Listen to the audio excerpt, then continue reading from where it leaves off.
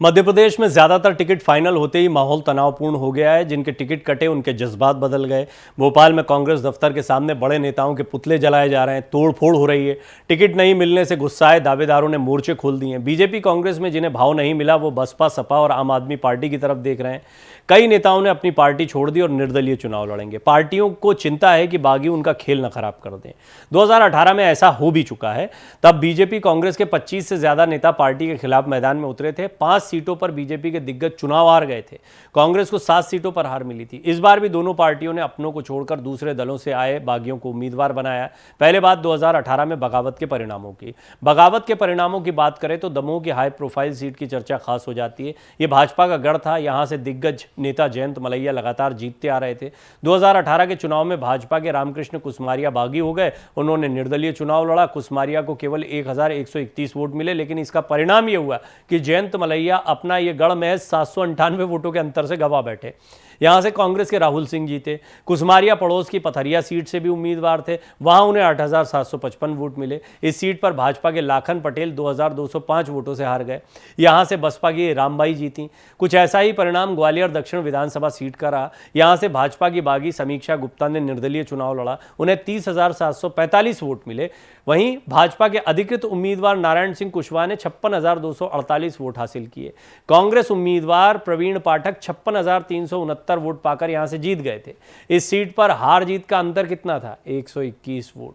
Pohri seat पर भाजपा नेता कैलाश कुशवाहा बागी होकर बसपा में शामिल हो गए। बसपा के टिकट पर उन्हें 52,736 वोट मिले। कांग्रेस के सुरेश धाकड़ 60,654 वोट पाकर जीते। वहीं भाजपा उम्मीदवार प्रहलाद भारती को महज 37,268 वोट मिल पाए। उसी क्षेत्र में भिंड से विधायक नरेंद्र सिंह का भाजपा ने टिकट काट दिया था। नाराज होकर वो समाजवादी पार्टी में शामिल हो गए। उन्हें 30,474 वोट मिले और वो तीसरे स्थान पर आए। यहां से जीतने वाले बसपा के संजीव सिंह संजू को 69,170 वोट मिले थे। भाजपा के अधिकृत उम्मीदवार चौधरी राकेश सिंह चतुर्वेदी को 33,221 वोट मिले। वहीं कांग्रेस चौथे स्थान पर आई।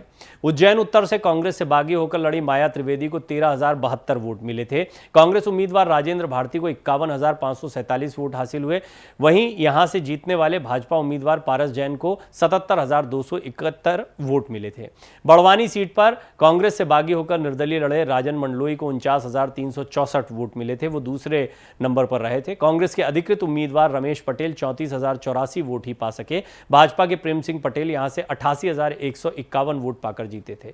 पिछली बार कम से कम 3 ऐसी सीटें रहीं जहां भाजपा कांग्रेस के बागियों ने तगड़ी टक्कर दी। इसके बावजूद अपनी पार्टी के परिणाम नहीं बदल सके।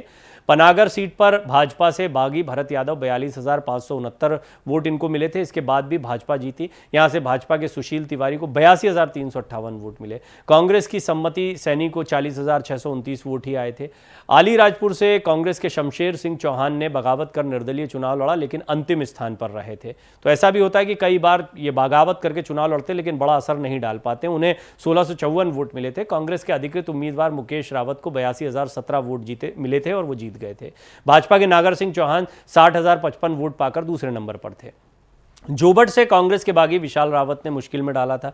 विशाल को 31,229 वोट मिले थे, तीसरे स्थान पर रहे। कांग्रेस की कलावती भूरिया को 46,067 वोट मिले थे, वो जीत गई थी। और भाजपा के माधव सिंह डावर को 44,011 वोट मिले थे, दूसरे नंबर पर रहे थे। बड़ा क्लोज मुकाबला कर दिया था। 2023 के विधानसभा चुनाव में भी भाजपा कांग्रेस के बागी मैदान में ताल ठोक रहे हैं। इसमें भाजपा के कई बागियों को कांग्रेस ने अपना उम्मीदवार बनाया। इसमें पूर्व मुख्यमंत्री कैलाश जोशी के पुत्र दीपक जोशी को खातेगांव से मैदान में उतारा गया। भाजपा के पूर्व सांसद बोध सिंह भगत को कटंगी से टिकट दिया गया है। इसी महीने भाजपा से आए रामकिशोर शुक्ला को भी महू से उम्मीदवार बना दिया गया है। 2 दिन पहले भाजपा छोड़कर कांग्रेस में शामिल हुए पूर्व विधायक अभय मिश्रा को सेमरिया से उम्मीदवार बनाया गया है। वहीं पूर्व विधायक गिरिजा शंकर शर्मा को होशंगाबाद से टिकट मिला है। निवाड़ी से कांग्रेस ने भाजपा में जिला उपाध्यक्ष अमित राय को उम्मीदवार बनाया है। राय ने तब तक कांग्रेस की सदस्यता भी नहीं ली थी। भाजपा के दिग्गज नेता भंवर सिंह शेखावत ने सितंबर में इस्तीफा दिया था। उनका कहना था इस बार निर्दलीय लड़ना पड़े तब भी बदनावर से चुनाव लड़ूंगा। अब कांग्रेस ने उनको बदनावर से उम्मीदवार बना दिया है। ज्योतिरादित्य सिंधिया के साथ कांग्रेस से बगावत कर भाजपा में गए समंदर पटेल अगस्त में ही कांग्रेस वापस लौटे थे। उन्हें जावत से टिकट दिया गया है। भाजपा के कई महत्वपूर्ण नेता बागी होकर निर्दलीय चुनाव लड़ने की घोषणा कर चुके हैं। इसमें से सीधी के सिटिंग विधायक केदार शुक्ला शामिल हैं। भाजपा ने उनको टिकट नहीं दिया। अब वो निर्दलीय चुनाव में उतरने की तैयारी में है। सतना से रत्नाकर चतुर्वेदी ने विरोध में चुनाव लड़ने की घोषणा की है। भाजपा के मैयर विधायक नारायण त्रिपाठी नई पार्टी बनाकर चुनाव में उतरने जा रहे हैं। हैं। चाचौड़ा सीट से पूर्व विधायक ममता मीणा ने टिकट नहीं मिलने से नाराज होकर आम आदमी पार्टी की सदस्यता ले ली है। अब वो आपकी उम्मीदवार हैं। मुरैना में भाजपा के विधायक रहे रुस्तम सिंह के बेटे राकेश सिंह ने शुक्रवार को बसपा की सदस्यता ले ली। उनको भी टिकट मिल सकता है। पार्टी प्रत्याशियों की घोषणा के साथ ही कांग्रेस में विरोध की आंच तेज होती जा रही है। पार्टी कार्यकर्ता अपने नेताओं के लिए जगह जगह प्रदर्शन कर रहे हैं। कांग्रेस से सुमावली विधायक अजब सिंह कुशवाहा दो पार्टी से इस्तीफा देकर बसपा में शामिल हो गए हैं। बसपा ने उन्हें टिकट देने का वादा भी किया है। बड़नगर विधायक मुरली मोरवाल निर्दलीय चुनाव लड़ने जा रहे हैं। महू से कांग्रेस नेता अंतर सिंह दरबार भी निर्दलीय चुनाव लड़ सकते हैं। आलोट से पूर्व विधायक प्रेमचंद गुड्डू भी इसी तरह लड़ सकते हैं। कांग्रेस के टिकट पर जीते बड़वा विधायक सचिन बिरला इस बार भाजपा से उम्मीदवार हैं। 2018 में कांग्रेस से बागी होकर जीते वारा सिवनी के प्रदीप जायसवाल को भाजपा ने उम्मीदवार बनाया है। ग्वालियर दक्षिण से केदार कंसाना निर्दलीय चुनाव लड़ने की घोषणा कर चुके हैं।